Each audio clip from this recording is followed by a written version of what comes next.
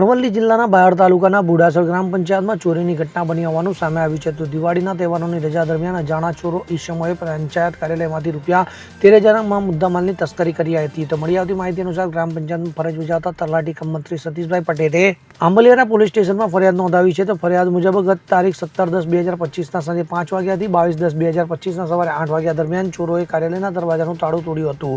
ચોરોએ computer set પૈકી એક CPU monitor અને ફિંગરપ્રિન્ટ સ્કેનર સહિત ₹13,000 મુદ્દામાલ ચોરી લઈ ફરાર થઈ ગયા હતા. તો ચોરીની આ ઘટના બાદ ચોર ઈસમો સ્થળ પરથી નાસી છૂટ્યા હતા. આ સમગ્ર મામલે આંબલિયા પોલીસે ઘટના સ્થળે પહોંચીને ગુનો નોંધી વધુ તપાસ હાથ ધરી છે. તો ગ્રામ પંચાયતમાં ચોરીની ઘટના બનતા સ્થાનિકોમાં અનેક તર્ક વિતર્કો સર્જાયા છે. Bureau report CN24 news. હવે જુઓ દેશ દુનિયાની તમામ ખબરો તમારી આંગળીના ટેરવે. ઉઠાવો મોબાઈલ અને Google Play Store પરથી ડાઉનલોડ કરો અમારી CN24 ન્યૂઝ મોબાઈલ એપ.